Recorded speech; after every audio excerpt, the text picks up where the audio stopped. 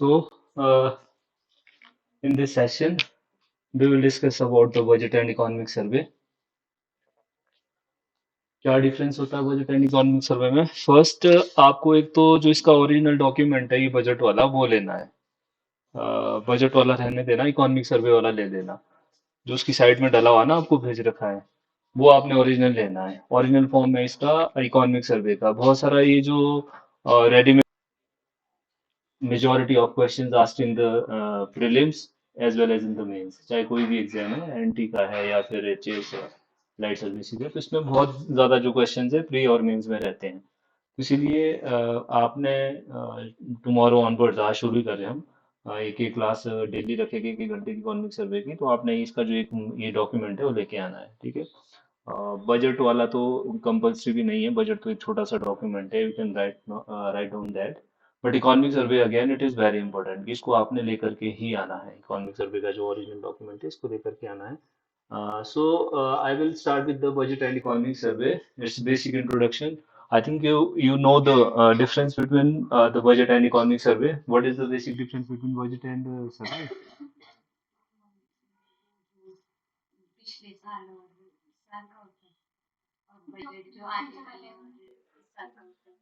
Yes. What is the difference?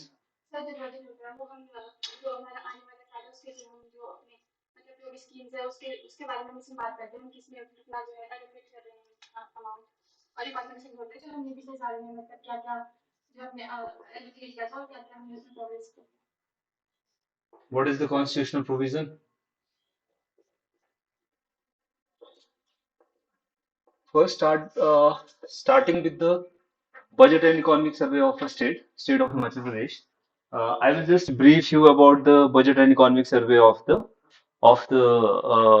India, है ना, या हमारे जो नेशन का इकोनॉमिक सर्वे और बजट है वो क्या है, इसके बारे में थोड़ा सा हम ब्रीफली देखेंगे। आपने यहाँ पर देख लिया इकोनॉमिक सर्वे और बजट इंडिया का पढ़ा है जब इकोनॉमी कर रहे थे? नहीं किया वहाँ। So firstly what we have the constitution provision. क्या बोलता है कॉन्स्टिट्यूशन बजट और बजट के बारे में?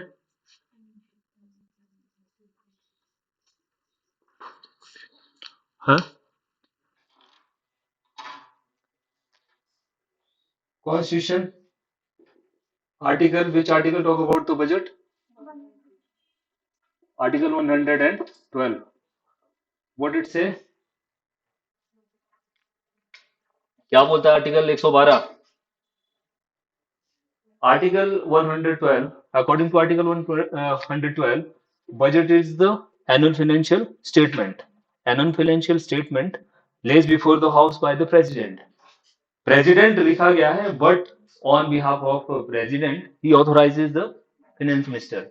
जो फाइनेंस मिनिस्टर है वो इस एनुअल फाइनेंशियल स्टेटमेंट को कहाँ ले करेंगे? हाउस में ले करेंगे। एनुअल फाइनेंशियल जो स्टेटमेंट है it is lays before the house by the finance minister. Finance minister के द्वारा रखा जाएगा एनुअल जो कमिंग ईयर के लिए जो financial, that is government total receipt and government total expenditure, ये उसका एक लेखा जोखा होता है जिसको कि हम एनुअल फाइनेंशियल स्टेटमेंट बोल रहे हैं। ये आर्टिकल 112 में इसके बारे में बताया गया है। Then if we see the historical background of budget, historical background अगर आपने देखना है, सबसे पहले जॉन जो मैथी थे,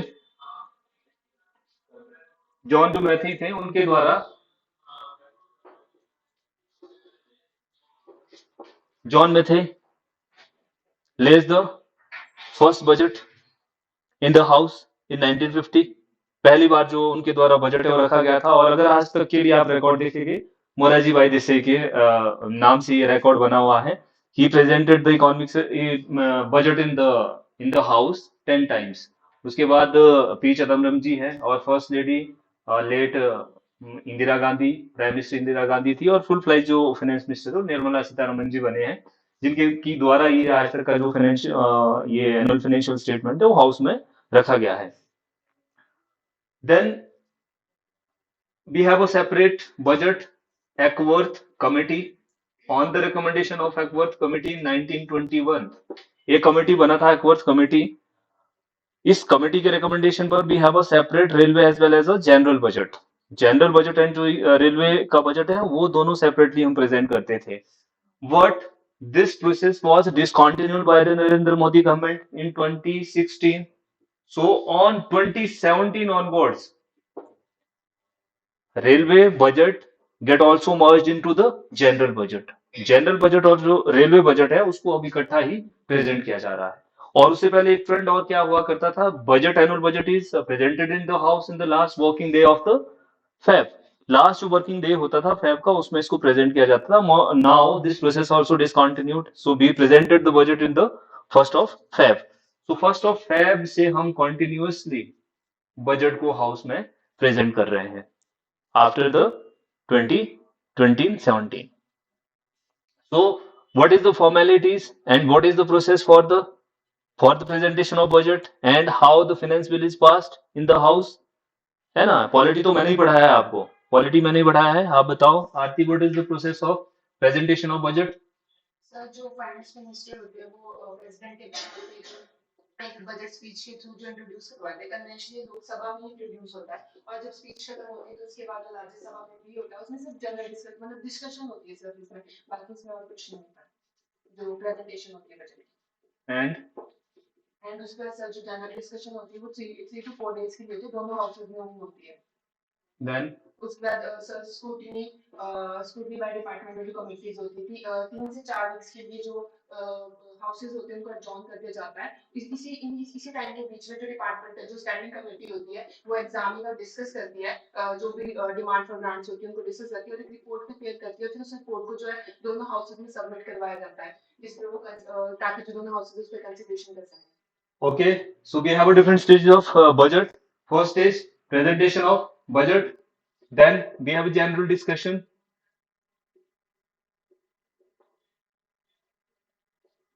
In the second stage, then in the third stage, scrutiny by departmental standing committees. In the fourth stage, voting on demand for grant. Voting on demand for grant. Then in the fifth stage, passing of appropriation bill.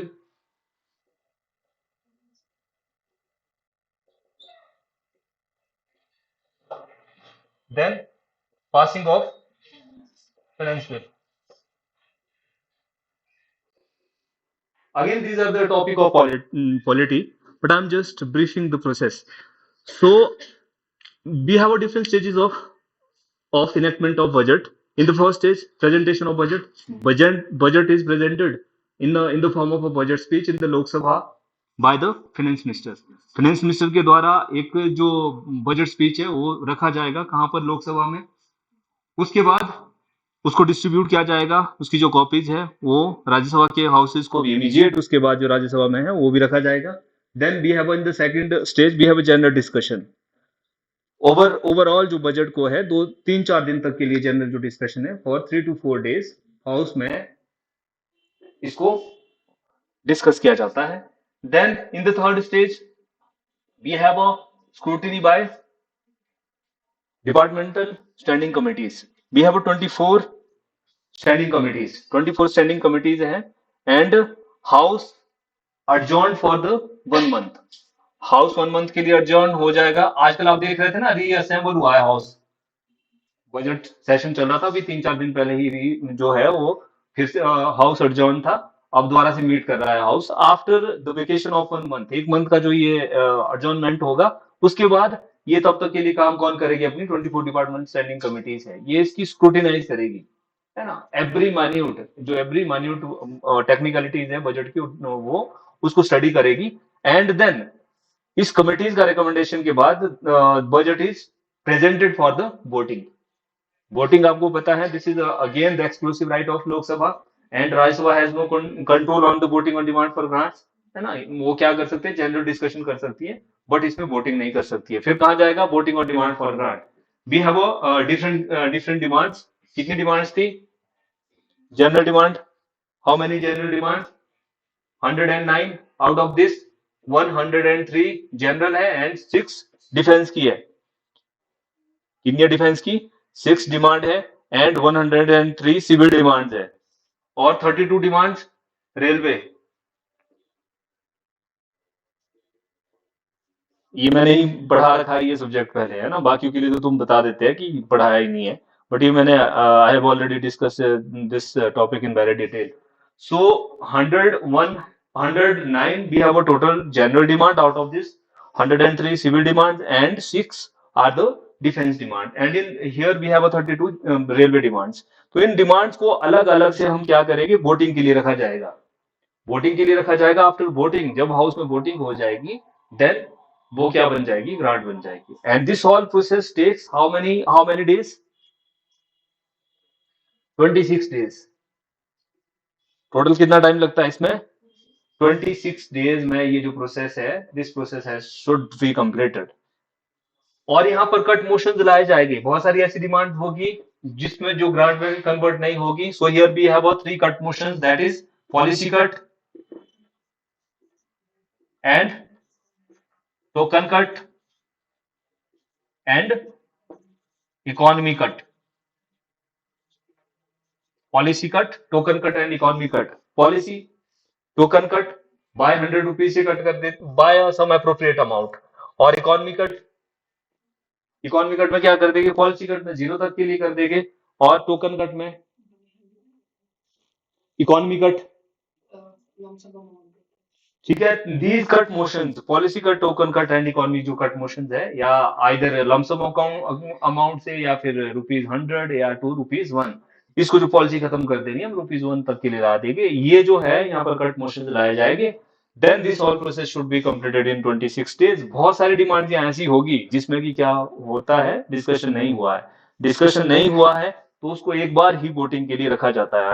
Undiscussed demands when together puts for the voting is known as the guillotine।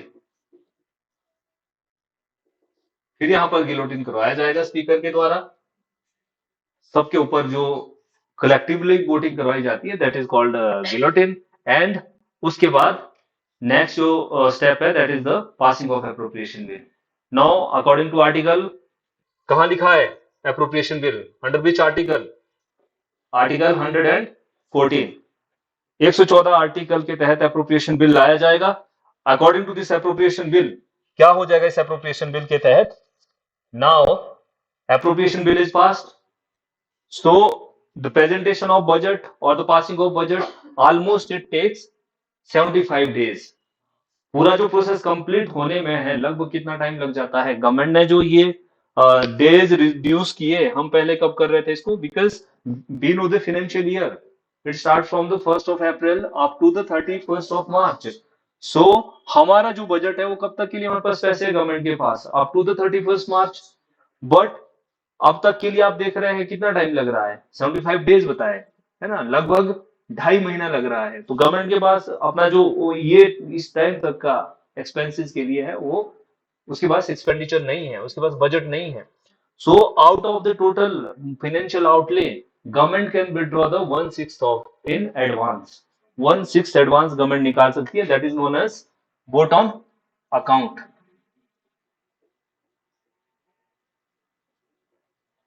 vote on account, what is vote on account, when the 1/6 of, suppose we have a 100 rupees budget, उसमें से 6 रुपए हम पहले निकाल सकते हैं, 6 rupees can be withdrawn earlier after passing this appropriation bill।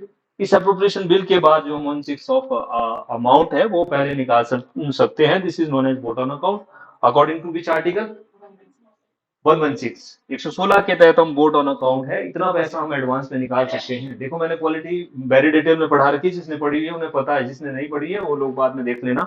सो हम क्या कर रहे हैं, वोट ऑन अकाउंट के तहत हम इस एप्रोप्रिएशन बिल के बाद इसको निकाल सकते हैं। And after passing appropriation bill, then next is the passing of finance bill. Finance bill pass हो जाएगा 75 डेज में, ऑलमोस्ट ये जो प्रोसेस है कंप्लीट किया जाता है। Now money can be withdrawn from the Consolidated Fund of India, है ना, we have discussed Consolidated Fund of India, Contingency Fund of India, Public Accounts of India।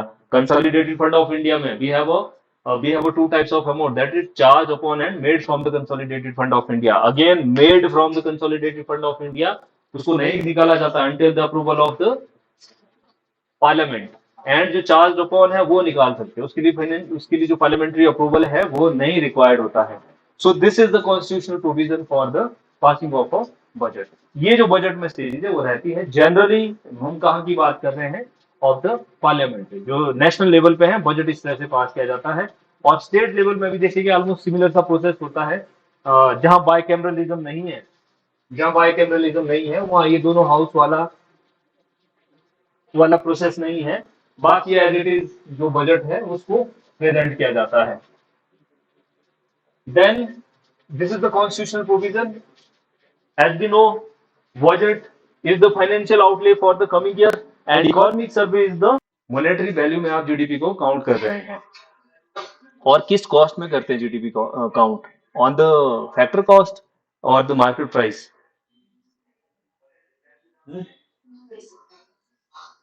Market price में करेंगे या फैक्टर कॉस्ट में करेंगे? कब पड़ा है ये, कितने दिन हो गए पढ़ के?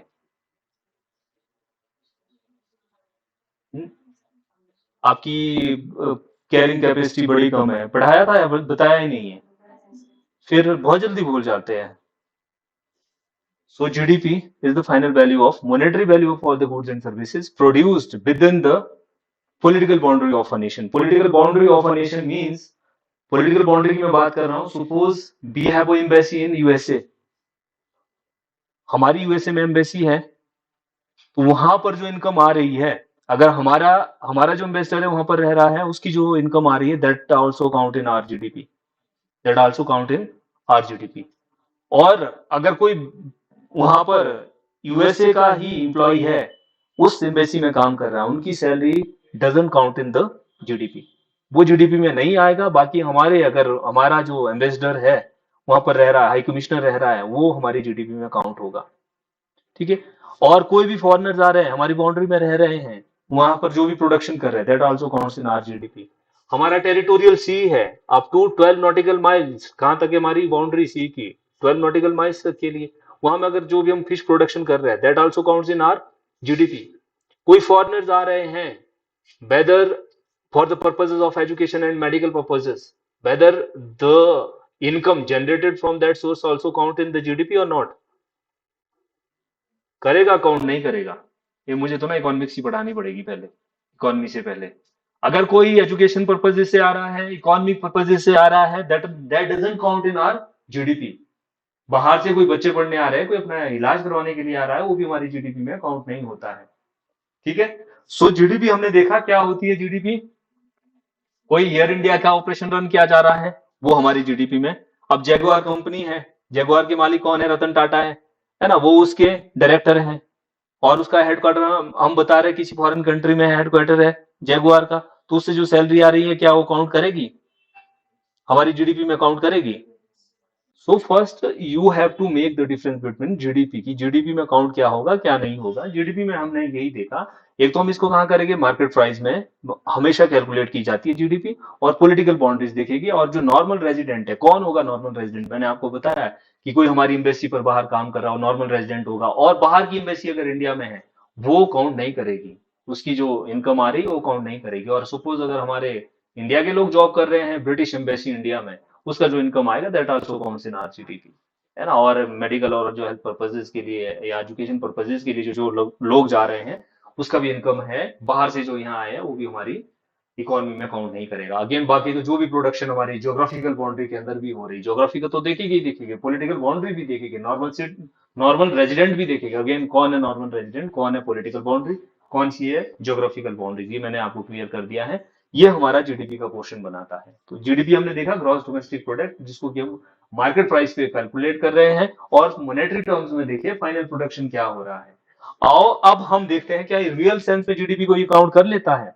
जीडीपी में आप देखेंगे क्या इकोनॉमी को मेजर करने का तरीका जीडीपी है। आज आपको पता लग रहा है, हमारी हम बात कर रहे हैं, हमारी जो आज की गवर्नमेंट है ना, बड़ा ये जो इनका आजकल टसल चला हुआ है पार्लियामेंट में, अपोजिशन वाले कर रहे हैं बॉयकॉट, किसको लेकर के, अदानी को लेकर के, और उस साइड से वो क्या बोल रहे हैं, जो उन्होंने राहुल गांधी ने कहीं बाहर जाके स्पीच दे रखा है, तो हमारे जो गवर्नमेंट के लोग हैं क्या कह रहे हैं कि हमारी जो सरकार है वो कितना, मोदी जी ने कितना बढ़िया काम कर लिया, हम 20 की प्रेसिडेंसी ले रहे हैं, प्रेसिडेंसी तो नहीं आई है हमारी गवर्नमेंट के एफर्ट से, दैट इज इन सीक्वेंस, वो सीक्वेंस में आई है। और हम इकोनॉमी का साइज कर रहे हैं कि we have a fifth largest economy in the world, हम फिफ्थ लार्जेस्ट इकोनॉमी बनने जा रहे हैं। हमने क्या टारगेट रख रखा है, 5 ट्रिलियन इकोनॉमी का बनने का। आज आपको पता है क्या साइज हमारी इकोनॉमी का, इंडिया की इकोनॉमी का? 3.5 जो ट्रिलियन है वो हमारी इकोनॉमी का साइज है। और हम यूएसए ना फर्स्ट नंबर में भी ऑलमोस्ट 23 प्लस है, लगभग 25 के आसपास पहुंच चुका है यूएसए। और उसके बाद चाइना है ना, चाइना की भी 17 ट्रिलियन के आसपास उसकी इकोनॉमी है। उसके बाद हमारे पास जापान है, 5 ट्रिलियन के आसपास जापान है। फिर जर्मनी है, उसके बाद इंडिया है। ठीक है, तो ये हम इकोनॉमी की बात कर रहे हैं। अब हम बात बता रहे हैं कि अगर बाहर वाली यूनिटों का जिनका यहाँ पर जो किसी की प्रोडक्शन चल रही है, वो तो कंपनी अपनी अपना जो बेनिफिट वो बाहर ले जाएगी, वो नहीं आएगा ना हमारी जीडीपी में। रियल सेंस में तो नहीं हो रही है जीडीपी, जीडीपी तो बढ़ रही है, यस जीडीपी बढ़ रही है कि बाहर लोगों ने यहाँ पर जो प्रोडक्शन यूनिट है वो लगा रखी है, बट एक्चुअल में तो हमारी नेशनल इनकम में वो काम नहीं कर रही है। तो इसीलिए हम रियल मेजरमेंट इसको जीडीपी को नहीं मानते हैं, जीडीपी को हम रियल मेजरमेंट नहीं मानते। और दूसरा आप देखेंगे जीडीपी में जो टैक्सेस है, सब्सिडीज है, वो भी आ जाती है। हो सकता है कि आपकी जो इनकम है टैक्सेस की वजह से आ रही है, दैट डजंट मीन कि आपका जो जीडीपी का साइज है वो बढ़ रहा है। तो इसमें हमने एक और जो तरीका देखते हैं वो जीबीए है। जीबीए क्या होता है? जीबीए में जो वैल्यू एडिशन आता है ना, इंटरमीडिएटरीज को हम इसमें निकाल देते हैं। सपोज जैसे आपने देखा भी है वो शुगर केन, ये आपके पास गन्ना है, शुगर केन है, ये 20 रुपए में बेचता है। गन्ने में किसान ने लगाया, उसने प्रोड्यूस किया शुगर केन, और ये बेचता है। इससे शुगर बनता है, क्या बनता है इससे? शुगर बना। शुगर कितने में? 50 रुपीज में बेच रहा है वो। और उसके बाद आप आगे जा रहे हैं और इससे सपोज आइसक्रीम बना रहे हैं। वो जो आइसक्रीम है वो कितने रुपए में थी? 100 रुपीज में। तो वैल्यू एडिशन देखो यहाँ पर कितना वैल्यू एडिशन हुआ, 50 में से 20 सब्ट्रैक्ट करना है, 30 रुपीज का। यहाँ 100 में से 50 तो उसने पे किया शुगर खरीदने के लिए, तो कितना बचा यहाँ? 50 मीन्स 50 प्लस 30 80। बड़ी और जीडीए 80। और जीडीपी ने क्या बोलना था यहाँ? 100। तो सम टाइम जीडीपी और जीबीए सेम कैलकुलेशन भी देता है, बट सम टाइम ये वेरी भी करता है। तो एक जीबीए जो है इफेक्टिव मेजर माना जाता है किसी भी जीडीपी की हेल्थ को मेजर करने के लिए। वी हैव डिफरेंट मेजर्स, हमारे पास जीबीए है, जीडीपी है, नेशनल इनकम है, पर कैपिटा इनकम है। अलग अलग वे में हम जो जीडीपी इकोनॉमी को है वो मेजर करते हैं। और अब तो आप देखेंगे कि है वो जो पॉवर्टी इंडेक्स को हम ले रहे हैं, एचडीआई इंडेक्स हमारे चलते हैं, human development index, human development की जो हम बात है वो कर रहे हैं, है ना। Multi poverty, human development index, बड़े सारे इंडेक्स है जिसमें हम लाइफ एक्सपेक्टेंसी देख रहे हैं, एजुकेशन में अटेनमेंट देख रहे हैं, हेल्थ को हम मेजर कर रहे हैं। तो अब तुम्हारे पास बड़े सारे जो डिफरेंट मेजर्स है, तो ये जीडीपी एंड जीबीए है। उसके बाद what is GDP and NDP? Net domestic product. Net domestic product क्या होगा?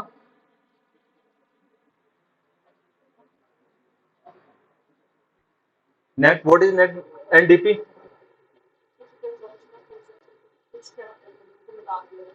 क्या निकाल देंगे? मतलब जैसे कोई मशीन है ना, मशीन की हम कुछ साल में लगाया तो भी फिर से प्रोडक्शन लगा और फिर नेक्स्ट ईयर का काम then what is GNP, gross national product? आप बताओ व्हाट इज जीएनपी?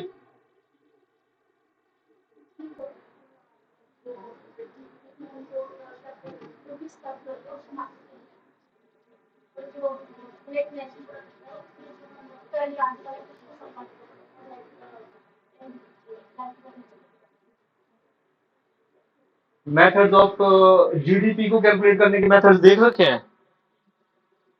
3 मेथड होते हैं, बता रखे होगी इकोनॉमी में। एक्सपेंडिचर मेथड है, इनकम मेथड है, और प्रोडक्शन मेथड है।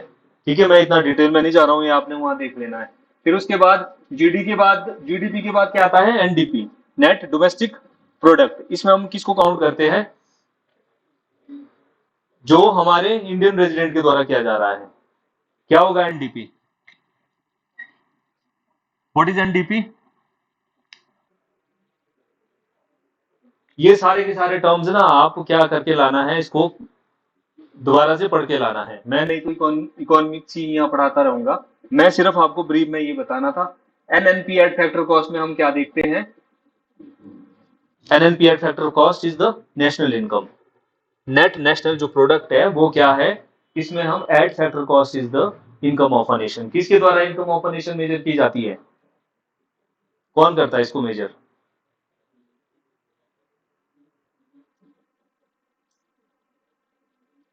यार आप लोगों ने पता नहीं क्या करा होता है इकोनॉमी में। NSO, national statistical office. Earlier ये क्या था, 2019 में हमने मर्ज कर रखा है सीएसओ एंड एनएसएसओ, ये दोनों से अब बना रखा है एनएसओ। नाउ एनएसओ बताता है NNP, net national product at factor cost is the income of a nation. मैं इनकम ऑफ नेशन की बात बता रहा था आपको कि ये चार तरीके जिस तरह से हम करेंगे, GDP, NDP, GNP, NNP. GDP आप ले रहे हैं, हम उससे क्या निकाल रहे हैं, डेप्रिसिएशन निकाल देंगे, वो नेशनल का प्रोडक्ट आ जाएगा। Depreciation means wear and tear. आपने नेट जो प्रोडक्शन कर रखा है, सपोज आपने बड़े सारे बल्ब बना रखे हैं, है ना, 100 बल्ब बनाए, उसमें से 10 फट गए, 19 को 90 को आप बेच रहे हैं, तो वो बियर एंड टियर आएगा, डेप्रिसिएशन लग गया, है ना, वो नेट नेशनल का प्रोडक्ट आ जाएगा। और हम जो ये एनडीपी देख रहे हैं, नेट हमारा जो ये जीएनपी है, ग्रॉस नेशनल जो प्रोडक्ट है, ग्रॉस नेशनल का प्रोडक्ट होता है जो हमारे नेशनल्स के द्वारा, है ना, जिसमें से एक्स को हम प्लस करते हैं, वाई को माइनस करते हैं। एक्स एक्स का मतलब है कि जो हमारे लोग बाहर रह रहे हैं वो हमारी इकोनॉमी में जनरेट कर रहे हैं इनकम, और जो यहाँ के लोग बाहर जा रहे हैं वो उससे इनकम निकाल रहे हैं। ठीक है, उसमें से हम फिर डेप्रिसिएशन निकाल रहे हैं, वो क्या आ रहा है, एनएनपी आ रहा है, eight factor cost, that is the income of a nation. तो ये है नेशनल इनकम को मेजर करने के तरीके। जीडीपी, अगेन आपने दोबारा से, मैं कल फिर पूछूंगा, जीडीपी, जीएनपी, एनडीपी और एनएनपी क्या होता है ना। और फिर नेशनल इनकम को कैलकुलेट करने के लिए भी हैव डिफरेंट कमिटीज। आपने देखी होगी बड़ी सारी कमिटीज है जिन्होंने नेशनल इनकम के बारे में बताया भी है। वो वाई की अलग committee, Suresh Tendulkar committee, Rangarajan committee है, ठीक है, एक ही अलग कमेटी है। उससे पहले जो 1868 में इन्होंने बताया था, दादा भाई नौरोजी ने बताया था, ठीक है, प्रायर टू इंडिपेंडेंस और after independence what are the different committees. ये आपने सारी इकोनॉमी की टॉपिक है, ये हो जाना चाहिए था वैसे तो, बट पता नहीं आप लोग को क्यों नहीं है पता। So these are the national income. ये नेशनल इनकम में जो आपने देखा, this is the way how to calculate the national income. Then उसके बाद कुछ हमारे पास है GDP at market price. GDP at market price versus GDP at factor cost. इसमें क्या डिफरेंस होता है, what is the difference between GDP at market price and GDP at factor cost? One is a real GDP versus nominal GDP. इसमें क्या difference होता है? मेरी voice आ रही है आप तक पीछे, सुन रहा है? Real GDP and nominal GDP.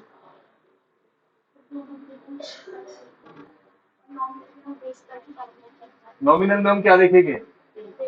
Base price. Base price means क्या देखेंगे रियल में?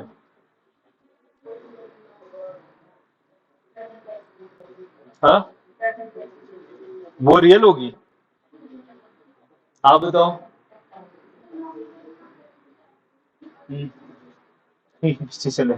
और इन्फ्लेशन कहाँ करते हैं हम? जहां इन्फ्लेशन हम काउंट कर लेते हैं, वो कौन सी जीडीपी होती है?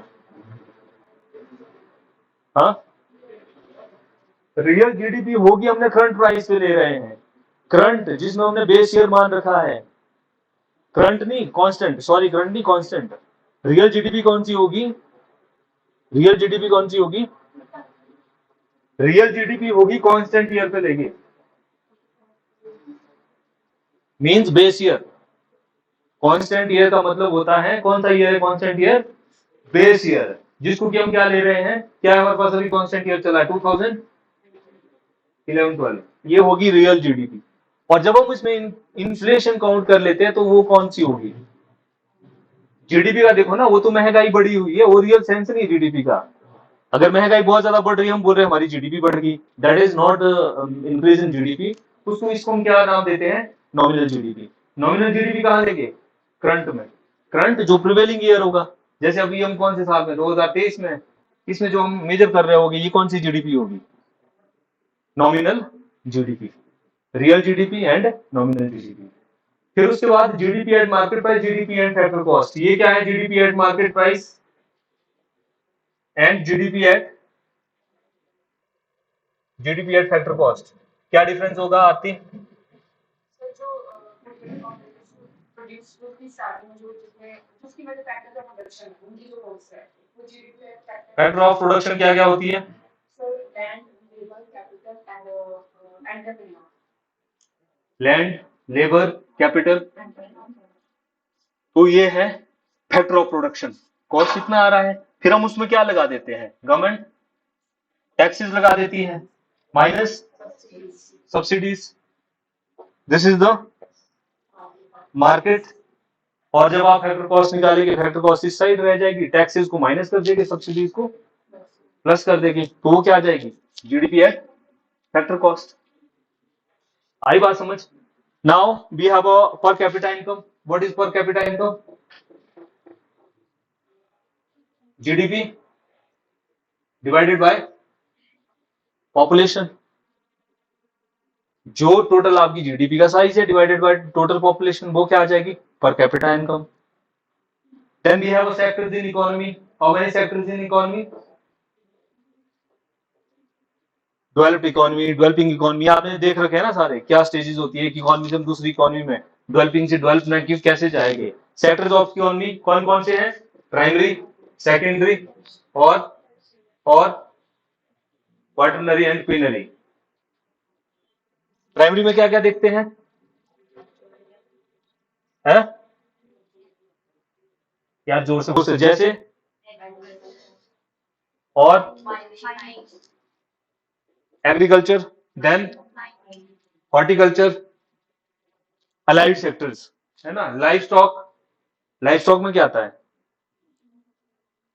फिशिंग, डेयरिंग, है ना, फिशिंग, पोल्ट्री, डेयरिंग, ये सारे का सारा इसमें आएगा, लाइफ स्टॉक में आएगा। फॉरेस्ट्री एंड लॉगिंग, समझ रहे हैं। सेकेंडरी में मैन्युफैक्चरिंग, कंस्ट्रक्शन और क्वेरिंग और माइनिंग एंड क्वेरिंग और ट्रेड। ट्रेड नहीं, आपका इलेक्ट्रिसिटी, इलेक्ट्रिसिटी है, गैस और वाटर सप्लाई, ये भी किसमें रहता है, सेकेंडरी में। टर्शरी में आपको पता है सर्विसेज है, जैसे वी हैव ट्रांसपोर्टेशन है, होटल्स और ट्रांसपोर्टेशन, होटल्स है, ट्रांसपोर्टेशन है, और क्या रहता है इसमें, ट्रेड है, और बाकी सर्विसेज है सारी की सारी, है ना, जो भी सर्विसेज आती है, पब्लिक एडमिनिस्ट्रेशन है और सर्विसेज है, हेल्थ, एजुकेशन, जिस तरह की सर्विसेज हम प्रोवाइड कर रहे हैं, telecommunication, these are in the tertiary sector. Then what is in quaternary sector? हाँ, क्या होगा क्वाटरनरी में, आप बताओ, आप बताओ, सुना ही नहीं आज से पहले quaternary sector. Knowledge based industry, R&D, research and development, इस सेक्टर की आजकल बहुत बात होती है, इतना करंट में चला होता है, और सब्जेक्ट भी तुम लोग इकोनॉमी पढ़ रहे हैं, मेरी समझ से परे है। क्वाटरनरी में R&D, like we have ISRO, DRDO, ये एक बहुत बड़ी इंडस्ट्री बन रही है। आप आजकल देख रहे हैं ना, इंडिया में हम कहते थे कि हमारा इस this year the defence import of India वो कम आया है 13% से, 13% उसमें गिरावट आई है। क्यों आई उसमें 13% गिरावट? आप देखिए उसमें फॉल आया बिकॉज हम अभी भी ले रहे हैं, अभी भी हम लार्जेस्ट इंपोर्टर ऑफ डिफेंस, जो हमारे इंस्ट्रूमेंट्स है या डिफेंस जो हमारा वॉर मटेरियल्स है या जो हमारा डिफेंस मटेरियल्स है, उसके हम अभी भी क्या है, लार्जेस्ट इंपोर्टर है। बट उसमें फिर भी 13% जो है, हमने बड़े सारे यहाँ पर इंडिजीनियसली मेड जो हमारे डिफेंस प्रोडक्ट्स है उसको हम बना रहे हैं। आपने देखा होगा, अभी हमने रिसेंटली एक दो दिन पहले का न्यूज है, एक वरुणा जो ड्रोन है ना, फर्स्ट पैसेंजर कैरिंग ड्रोन है इंडिया का, है ना, जिसमें कि 130 kg तक का वो जो वेट है वो कैरी कर सकता है, और ऑस्ट्रेलिया की जो रॉयल नेवी है वो इंडिया से उसको परचेज करने का ऑफर आया हुआ है, और हम बड़े सारे देशों को अब अपना जो है एक्सपोर्ट कर रहे हैं, है ना। ब्रह्मोस मिसाइल हम किसी को दे रहे हैं, किसी को हम ड्रोन दे रहे हैं, बड़ी सारी जो हमारे डिफेंस टेक्नोलॉजी वो हम बाहर के देशों को भी बेच रहे हैं, म्यांमार है, मालदीव है, बड़े सारे देशों को हम दे रहे हैं। इससे हम अब क्या बना रहे हैं अपना, जो डिफेंस का डिफेंस जो सेक्टर है, ये जो हमारा R&D है, इसके ऊपर हमारा देश ज्यादा फोकस करना चाह रहा है। तो एक नया जो सेक्टर है निकल करके आया है, R&D, है ना, रिसर्च एंड डेवलपमेंट, जिसमें हमारा सारे का सारा नॉलेज इंडस्ट्री आ रही है ना, डीआरडीओ है, इसरो है, बड़े सारे एग्जांपल इसके। Then we have quinary sector. Quinary में क्या देखते हैं आप? अगेन ये भी नहीं आपको पता, क्वीनरी सेक्टर होता है ब्यूरोक्रेट्स, डिसीजन मेकिंग, जो आपकी डिसीजन मेकिंग है, ब्यूरोक्रेसी है, वो क्वीनरी सेक्टर्स में आता है। So these are the sectors of economy, that is primary, secondary, tertiary and quaternary and quinary. ये जो सेक्टर है, इसके ऊपर इकोनॉमी, जितनी ज्यादा जो इकोनॉमी डेवलप होगी उतना उसका टर्शियरी सेक्टर एडवांस होगा। जितनी जो ज्यादा इकोनॉमी है वो बैकवर्ड होगी, उतना ज्यादा वो देश क्या होगा, उतना ज्यादा वो देश क्या होगा, डेवलपिंग होगा, है ना। आप आजकल न्यूज में देख रहे हैं ना, हम अल नीनो ला नीनो की बात कर रहे हैं, अगेन ज्योग्राफी का टॉपिक है, अल नीनो ला नीनो की हम बात कर रहे हैं। इसके क्या इम्पैक्ट आप देखते हैं, जो ग्लोबल क्लाइमेट में वो रहते हैं। अल नीनो ला नीनो अगर आप देखेंगे, जो हमारा इक्वेटोरियल रीजन है, या अफ्रीका है, सेंट्रल अमेरिका है, कैरिबियन अमेरिका है, साउथ ईस्ट एशिया है, यहाँ पर इसके या तो फिर फ्लड्स आ जाएंगे या फिर ड्रॉट्स आएंगे। और हम ज्यादातर ये वाला जो मुल्क मैंने बताया आपको, ये वाला जो रीजन है, हम किस पर डिपेंड कर रहे हैं, एग्रीकल्चर के ऊपर डिपेंड कर रहे हैं। एग्रीकल्चर हमारा इससे सफर हो जाता है। तो मीन्स आपने आज भी देखना, according to the periodic labour force survey है, हमारा इकोनॉमिक सर्वे है इंडिया का, how much of the population is engaged in the agriculture for the direct and indirectly, कितना हमारा जो लार्ज सेक्शन है वो अभी भी किस पर है, एग्रीकल्चर पर डिपेंड है। और बस स्किल्ड लेबर्स नहीं है, हमारा टर्शरी सेक्टर इतना ज्यादा डेवलप नहीं है। सो आप देखिए पहले प्राइमरी सेक्टर जिसका होगा वो देश उतने गरीब भी होंगे, डेवलपिंग भी होंगे, फिर उसका सेकेंडरी सेक्टर, इंडस्ट्री वाला जो सेक्टर है वो उसका डेवलप होता जा रहा है। एंड अनफॉर्चुनेटली इंडिया में हमारे पास कभी भी इंडस्ट्रियलाइजेशन नहीं आई। क्यों नहीं आई? We have seen the causes in the Indian history. हमने देखा था। फिर उसके बाद हम जाते हैं सर्विस सेक्टर में। तो इंडिया एग्रीकल्चर से सीधा टर्शरी सेक्टर की हो गया, यहाँ पर जो इंडस्ट्रियलाइजेशन है वो नहीं आए। So these are the different sectors of the economy, है ना। इकोनॉमी के ये जो हमारे है, ये डिफरेंट डिफरेंट सेक्टर्स रहते हैं। ये आपका इसमें बेसिक्स रहता है। और इन्फ्लेशन का आपको पता है, इन्फ्लेशन क्या होती है, हाउ इन्फ्लेशन इज मेजर्ड, कैसे की जाती है मेजर इन्फ्लेशन। इन्फ्लेशन ही पढ़ रहे हैं आजकल आप। How inflation is measured, what is inflation, Vanshika, what is inflation, how it is measured. We have a CPI. What is consumer price index and wholesale price index? What is WPI? Wholesale price index क्या होता है? सुना है इसके बारे में? Inflation पढ़ रहे हैं। What is WPI? We see the change in prices at wholesale level. क्या देखते हैं हम इसमें? क्या मेजर करता है ये? Only goods, not services. कितनी कमोडिटीज है इसके अंदर?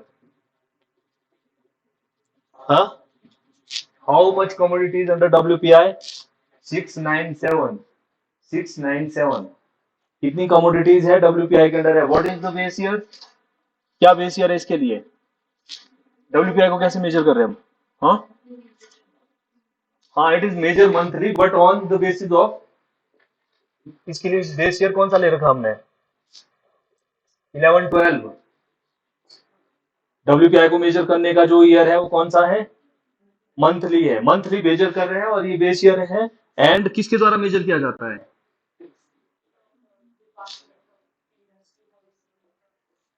किसके अंडर आता है ये? किस मिनिस्ट्री के अंडर? नोडल मिनिस्ट्री कौन सी है? Ministry of commerce and economic affairs. ठीक है, तो ये WPI को मेजर कर रहा है। Then we have a CPI। CPI किसको मेजर करता है? कंज्यूमर लेवल में कर रहा है measure. It measures the both commodities and services. और इसको भी हम मंथली कर रहे हैं, अर्लियर वीकली करते थे, अब इसको मंथली कर रहे हैं। अगर आप देखें कि इसको हमने डिवाइड कर रखा है, we have a CPI for industrial worker, CPI for agriculture worker, CPI for rural labourers, CPI for what? Rural urban. और इसको कंपोजिट के नाम से भी हम मान रहे हैं। कौन करता है इसको? कौन मेजर कर रहा है? What is the base year for the industrial worker?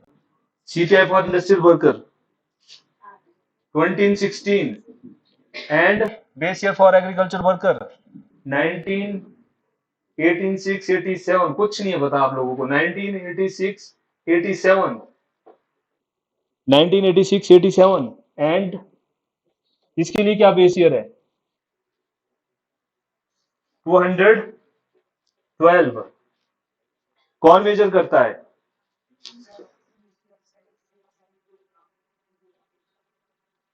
इसको कौन मेजर कर रहा है? Labour bureau. इसको कौन मेजर कर रहा है? एनएसओ, नेशनल स्टैटिस्टिकल ऑर्गेनाइजेशन, जो किसके office, organisation national statistical office, जो पहले जिसको कौन कर रहा था, किसके अंडर था ये?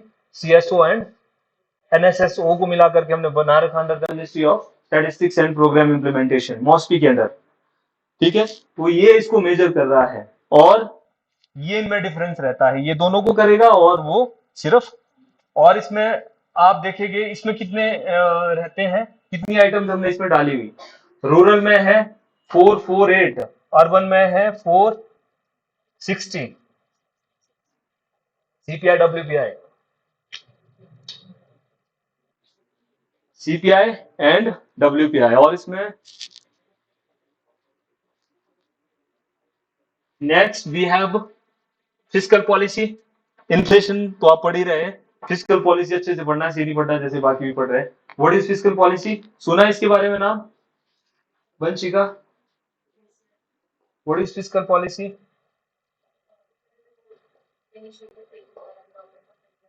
मैंने इकोनॉमी में से पढ़ा है कोई इकोनॉमी? फिस्कल पॉलिसी क्या था? फिस्कल पॉलिसी में नहीं करवाया अभी। Fiscal policy be seen the inflation किसके लिए होती है?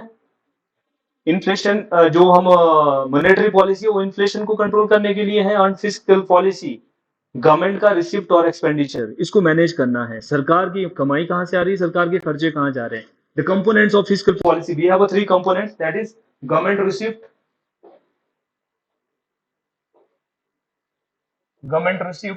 And government expenditure. Government receipt and government expenditure. And third, debt, government debt या debt to GDP. Government debt आपने देखा होगा ना, ये लोगों को पता ही नहीं चलता कौन क्या बोला। अगर आज आप हिमाचल की जीडीपी देखेंगे 39.29% ऑफ जीडीपी, इतना कर्जा है हमारे ऊपर 39.2। ये भी मैं 2020 का बोल रहा हूँ, 2020 के लिए ये डेटा है। 39.29% ऑफ जीडीपी इतना डेट है हिमाचल के ऊपर। बेसिक्स का आपको पता होगा तभी इकोनॉमिक्स में भी पता लगेगा, है ना। अब वो अभी जी बीजेपी वाले चले हैं आजकल ओपी की। अगर आप बात करें एफआरबीएम एक्ट, अगर आपने एफआरबीएम एक्ट का नाम सुन रखा है, FRBM act, fiscal responsibility management act 2023, during the era of late Atal Bihari Vajpayee ji, उन्होंने ये एफआरबीएम एक्ट लाया था। क्यों लाया था? जो देश की फिस्कल हालात है वो बहुत ज्यादा खराब हो रही थी, क्योंकि डेट गवर्नमेंट बड़ा इमेच्योर वे में सरकारें कर्जा लेते जा रही थी, है ना। इसीलिए जो ये आजकल एनपीएस ओपीएस वाला इशू चला हुआ ना, ये भी उसी टाइम बंद किया गया था। उन्होंने ये एफआरबीएम एक्ट लाया और इसमें बताया गया कि आपको 2003 में अप टू 208 एंड 9 जो फाइनेंशियल ईयर आएगा, यू हैव टू, जो फिस्कल डेफिसिट है, अभी मैं बात करूंगा फिस्कल डेफिसिट की, what is it exactly. So fiscal deficit आपको कहां तक लाना है? 3% तक के लिए लाना है फिस्कल डेफिसिट को। कब? Up to this financial year. And उसके बाद रिस्पेक्टिवली आपको 0.5% हर साल आपको कम करते जाना है ना। फिर उसके बाद अगर आप देखेंगे 2016 में फिर से इसको एफआरबीएम एक्ट को 12 13 में भी इसको अमेंड कर रखा है, बट 16 में फिर से एक एनके सिंह कमेटी बैठती है।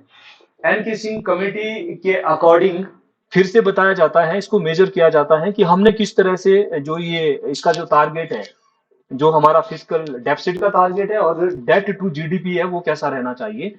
फिर यहां बताया जाता है अप टू दिसंबर 2020 तक के लिए, 31st ऑफ जो दिसंबर है 2020 तक के लिए है, वो आपका जो जीडीपी, वो जो फिस्कल डेफिसिट है वो कितना होना चाहिए? 3% होना चाहिए। Again what is fiscal deficit मैं बताऊंगा। कब तक के लिए? 2020 तक के लिए फिस्कल डेफिसिट 3% लाना है। और उसके बाद आपको नेक्स्ट फाइनेंशियल ईयर के लिए कितना लाना है? 2.8%। उसके बाद अप टू 2023 तक के लिए, जो 22-23 फाइनेंशियल ईयर होगा, आप इसको 2.5% तक लाना है। ये किसने बोला? एनके सिंह कमेटी ने। और इसका एक और रिकमेंडेशन भी था, debt to GDP. Debt to GDP, how much should be the debt to GDP, एक किसने बताया, सेंट्रल गवर्नमेंट के लिए, दूसरा बताया स्टेट गवर्नमेंट के लिए। मीन्स मोर देन 40% नहीं होना चाहिए। आई थिंक 38.7% एग्जैक्टली बताया था कुछ, I I doesn't remember the figure, 38.7%, हाँ, अप्रोक्सीमेटली 40% मान के चलो। सेंट्रल गवर्नमेंट को 40% से ज्यादा डेट टू जीडीपी नहीं लेना है। समझ रहे हैं, अगर हमारी टोटल जीडीपी कितनी है, 100 रुपए की है, तो 40 से ज्यादा हमारे पास कर्जा नहीं लेना है। और स्टेट गवर्नमेंट को बोला कितना, 20%। स्टेट गवर्नमेंट को कितना बोला, 20% बोला गया। तो इतना हमारे पास डेट टू जीडीपी होना चाहिए। बट आप आज स्टेट की हालत देख लो, कितना हमारे पास 39.29%, ये डेट टू जीडीपी है ना। अब ये उसको बोल रहे, ये इसको बोलेंगे, तुमने लिया हमने लिया, है ना। So this is the physical position of the of the state.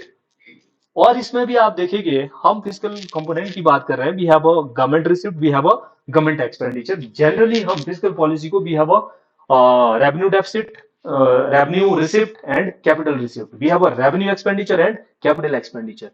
जिसमें जितना ज्यादा रेवेन्यू का एक्सपेंडिचर ज्यादा होगा, उतनी ज्यादा फिजिकल हालात खराब होगी।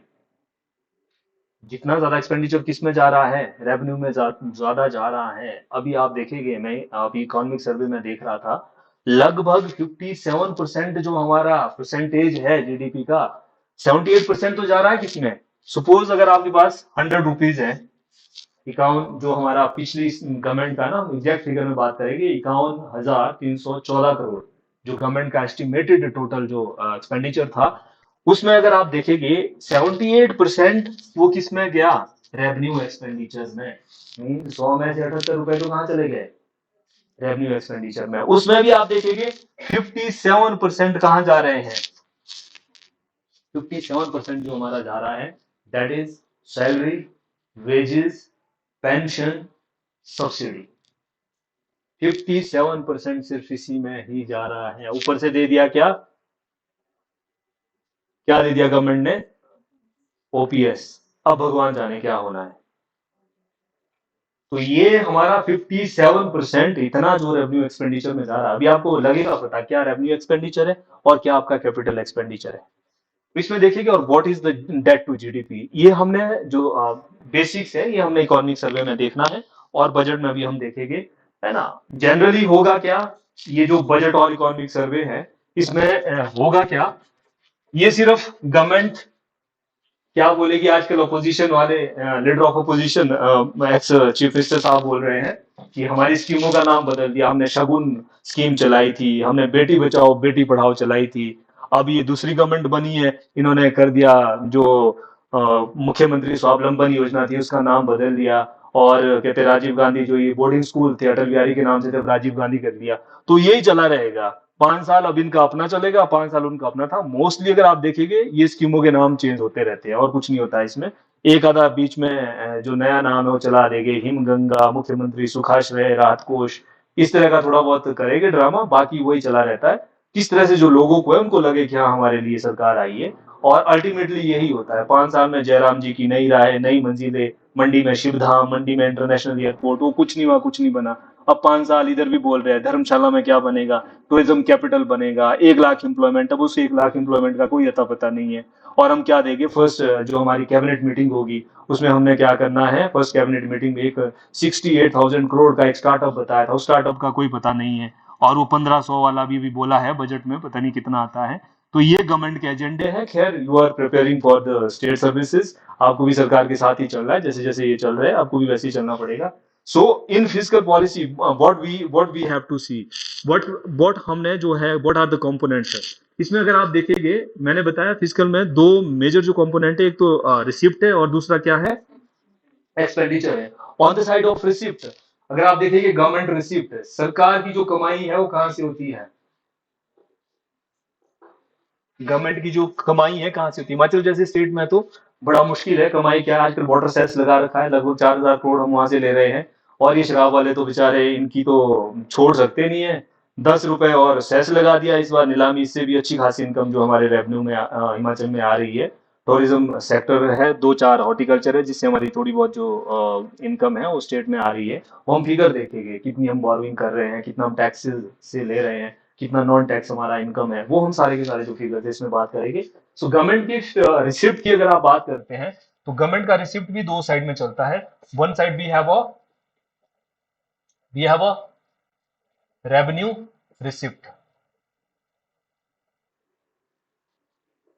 Revenue receipt. Then we have a capital revenue receipt and capital receipt. What is revenue receipt? Either through tax or non taxable income. या तो इनकम कैसी होगी, टैक्सेबल होगी या नॉन टैक्सेबल होगी. टैक्स भी कैसा होगा, आइदर डायरेक्ट और कौन से direct tax,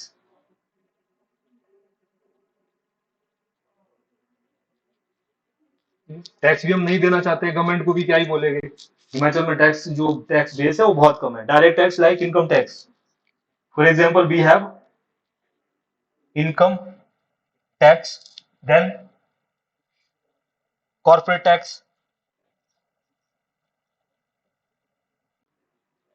income tax, corporate tax, then indirect tax like we have a GST and custom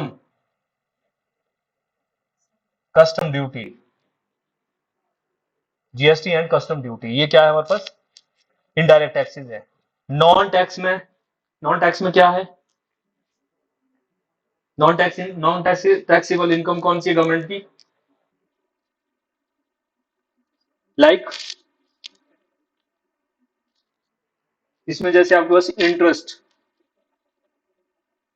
सरकार ने कहीं लोन दिया है उससे इंटरेस्ट आ रहा है गवर्नमेंट को. Then we have dividend. क्या होता है डिविडेंड, सुना है डिविडेंड नाम, हाँ जोर से बोलो. जो गवर्नमेंट कंपनीज होती है, जैसे उसमें अगर गवर्नमेंट इन्वेस्ट करे तो उनसे जो बेनिफिट होता है उस बेनिफिट उससे शेयर मार्केट ले लो, भी है वो शेयर मार्केट. बॉन्ड एक है ना, बॉन्ड, बॉन्ड में क्या मिलता है आपको, इंटरेस्ट. जीरो कूपन बॉन्ड नाम सुन रखा होगा, मसाला बॉन्ड, म्यूनिसिपल बॉन्ड है ना, gold bond. And we have a share equity, debenture, share equity है ना, म्यूचुअल फंड. इसमें क्या मिल रहा है आपको, डिविडेंड मिल रहा है. डिविडेंड मिल रहा है, गवर्नमेंट को इंटरेस्ट आ रहा है, फीस, फाइन्स, और गवर्नमेंट जो सोशल सर्विस रेंडर कर रही है, सपोज आपको एजुकेशन दी जा रही है, हेल्थ दी जा रही है, बदले में उससे कमाई तो कितनी हो रही है, ये तो सोशल सेक्टर है ना. वो भी जो भी उससे भी आपका एजुकेशन में आपको पैसा मिल रहा है, कहीं हेल्थ फैसिलिटी से आपको मिल रहा है, वो भी किस में आ रहा है, आपका नॉन टैक्सेबल इनकम है गवर्नमेंट की. देन कितना कितना वेट है इसका, ये हम हिमाचल के पर्सपेक्टिव में देखेंगे. Then we have a capital receipt. Capital receipt में कहां से आएगा आपके पास पैसा, कैपिटल रिसिप्ट में क्या क्या होगा, जैसे गवर्नमेंट बोरोइंग, उधार ले लो, नहीं है तो क्या ले लो, उधार ले लो, कैपिटल रिसिप्ट. दूसरा दूसरा क्या होगा, गवर्नमेंट कोई स्कीम होते हैं और जो इन्वेस्ट करते हैं. बोरोइंग से एक हमारे पास पैसा आएगा, और दूसरा डिसइन्वेस्टमेंट.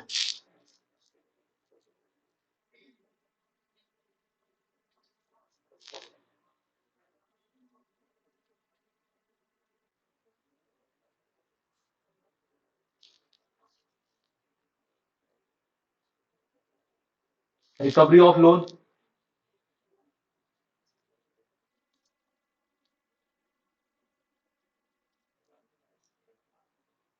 सरकार ने कहीं लोन था दिया, वापिस आ गया, वो भी क्या मिल गया है, डिसइन्वेस्टमेंट. डिसइन्वेस्टमेंट समझ रहे हैं, सरकारी प्रॉपर्टी को बेचना है ना. गवर्नमेंट की जो आपकी गवर्नमेंट प्रॉपर्टीज है, सरकार डिसइन्वेस्टमेंट करती है ना, एयर इंडिया है, जैसे कोई हिमाचल में तो नहीं है कुछ डिसइन्वेस्टमेंट का भी.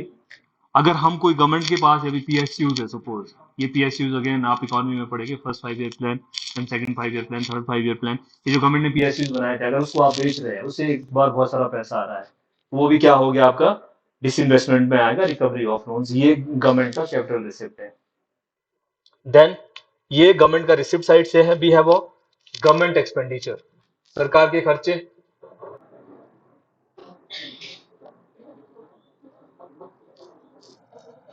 गवर्नमेंट के एक्सपेंडिचर भी बड़े सारे हैं, है ना। गवर्नमेंट के एक्सपेंडिचर अगर आप देखेंगे जनरली, तो इसमें क्या होता है,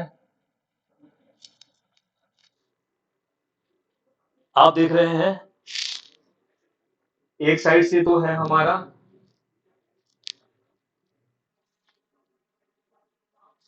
गवर्नमेंट के जो एक्सपेंडिचर, गवर्नमेंट के एक्सपेंडिचर देखेंगे, सरकारें जब नई नई बदलती है, हमने खर्चे कम करने, वो खर्चे नहीं कम होते, वो खर्चे बढ़ते ही जाते हैं, के खर्चे होते हैं। उसमें भी आप दो टाइप के देखेंगे, एक तो है कैपिटल रिसिप्ट, कैपिटल रिसिप्ट है, दूसरा यहाँ रेवेन्यू रिसिप्ट ले लो, revenue receipt and capital receipt. Receipt हो गया expenditure, revenue expenditure and capital. अब सरकार की, ये तो हमने बताया कमाई, यहाँ देखो गवर्नमेंट के खर्चे कहाँ जाएंगे, रेवेन्यू एक्सपेंडिचर मैंने आपको बताया, रेवेन्यू एक्सपेंडिचर में भी है वो सैलरी एंड वेजेस, ये बढ़ता ही जा रहा है। पेंशन में 19% हाइक आया है अभी हिमाचल की इकोनॉमिक सर्वे में, आप देखेंगे अभी सैलरी भी बढ़ती जाती है, एरियर्स ड्यूज, नेक्स्ट पे कमीशन आता है, सैलरी बढ़ेगी, सैलरी एंड वेजेस है, पेंशन, फिर सब्सिडी है, उसके बाद ग्रांट इन एड, ये ग्रांट इन एड आप यूज कर सकते हैं सेंट्रल गवर्नमेंट में, जैसे सेंट्रल गवर्नमेंट देती है ना स्टेटों को, ग्रांट इन एड जाता है, फिफ्थ फाइनेंस कमीशन जो है हमारा, ग्रांट इन एड ये भी इसमें आएगा। डिफेंस में जो गवर्नमेंट का बजट जा रहा है, डिफेंस में भी अच्छी खासी कमाई सरकार को, मैं इंडिया की बात कर रहा हूँ, हमारे बड़े भाई साहब पाकिस्तान वाले, छोटा भाई पाकिस्तान, बड़ा भाई चाइना, छोटा पाकिस्तान, ये बैठे हुए हैं, इनका कभी भी डर रहता है दोनों का, इसीलिए डिफेंस में भी हमें क्या देना पड़ता है, अच्छा खासा जो इन्वेस्टमेंट है गवर्नमेंट को करना पड़ता है। ठीक है, तो इस तरह के हैं, बाकी तो वेलफेयर स्कीम्स तो है ना, जैसे हमारे चीफ मिनिस्टर साहब ने मुख्यमंत्री सुखाश्रय स्कीम चला रखी है, ठीक है, हिमगंगा, खर्चा कहाँ जा रहा है, मैंने बताया 57%, हम एग्जैक्ट फिगर्स में बात करेंगे जब इकोनॉमिक सर्वे को देखेंगे। ये गवर्नमेंट का क्या जाता है, रेवेन्यू एक्सपेंडिचर है। देन कैपिटल एक्सपेंडिचर में देखो, कैपिटल एक्सपेंडिचर में गवर्नमेंट को कहाँ कहाँ देना है, सरकार ने अगर इंफ्रास्ट्रक्चर बढ़ाना है, रोड्स बनानी है, कोई बड़े इरिगेशन प्रोजेक्ट्स बनाने हैं, ये किस में आएगा, कैपिटल एक्सपेंडिचर में। उसके बाद देखो कैपिटल एक्सपेंडिचर में और क्या आता है, रीपेमेंट ऑफ लोन,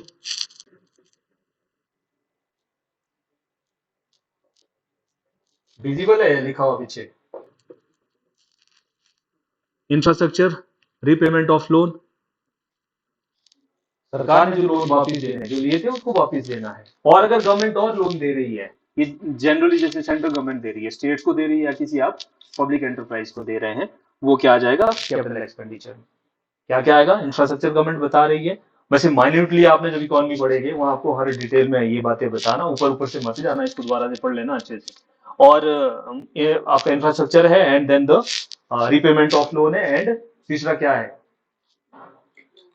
जो लोन गवर्नमेंट पब्लिक एंटरप्राइजेस को दे रही है, स्टेट गवर्नमेंट को दे रही है, these are the government receipt and government expenditure. और तीसरा कंपोनेंट हम इसमें डेट को देखते हैं, कितना जो हमारा डेट है, कर्जा है, उसमें हमने जाना है, ये आपका फिजिकल पॉलिसी के कंपोनेंट्स है।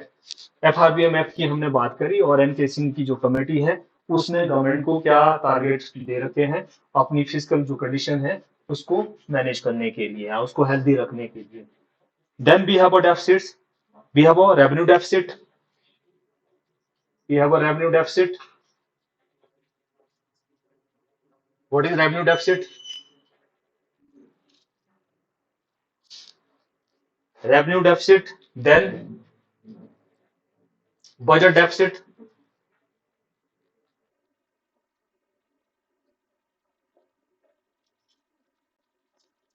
fiscal deficit,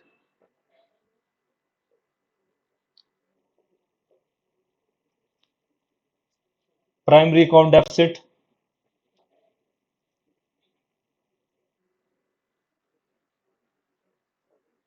and then current account deficit, CAD।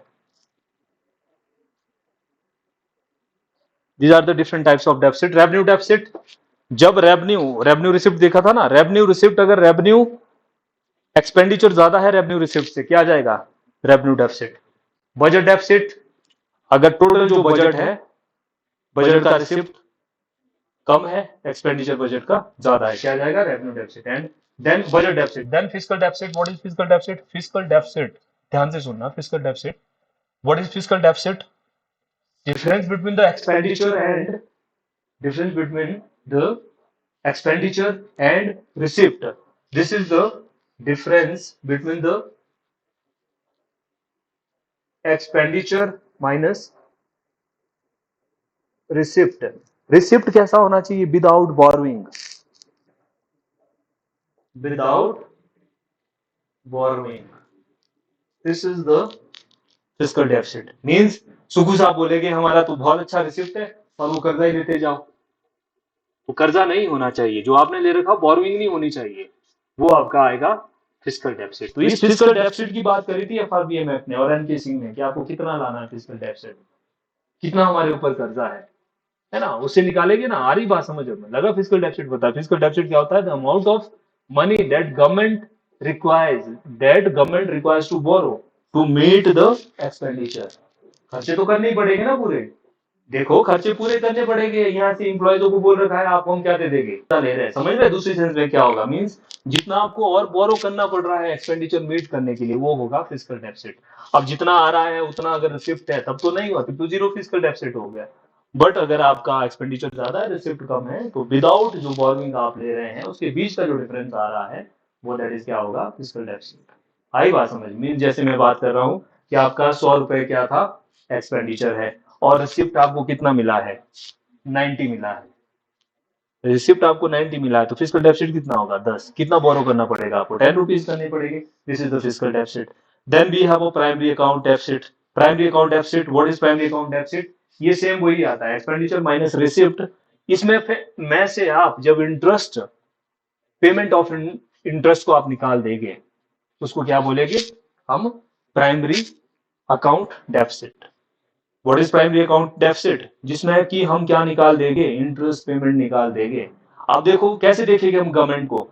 ये जो सपोज हमारी कमिंग गवर्नमेंट है, फिस्कल डेफिसिट तो बहुत टाइम से चला रहा है ना। अभी जयराम ठाकुर जी की सरकार थी, इससे पहले सुखविंदर सुक्खू जी की सरकार आई है। सपोज अगर हम बात कर रहे हैं कि हमने इस गवर्नमेंट को मेजर करना है कि आपने फिस्कल जो होता है, जो आपका इंपोर्ट माइनस एक्सपोर्ट चल रहा है, जो इंपोर्ट और एक्सपोर्ट चल रहा है, that is the primary account deficit.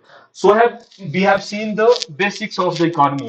That is how we measure the national income. What is GDP? What is GNP? What is NDP? What is NNP? And what is per capita income? What is real GDP? Nominal GDP? GDP at factor cost? GDP at market price? And then we have seen the how inflation, that is WPI, CPI, different sectors of economy, and how WPI and CPI measures. And then we have seen the fiscal policy, that is different types of the deficits. What is the government receipt? What is government expenditure? And debt to GDP. What is the FRBM Act 2003? So these are the basics. And on tomorrow onwards we will start with the economic survey. तो आपने जो एक इसका ये hard copy है वो लेके आना है इकोनॉमिक सर्वे का, एंड बजट हम उसके बाद देखेंगे। ठीक है, काफी आज के लिए।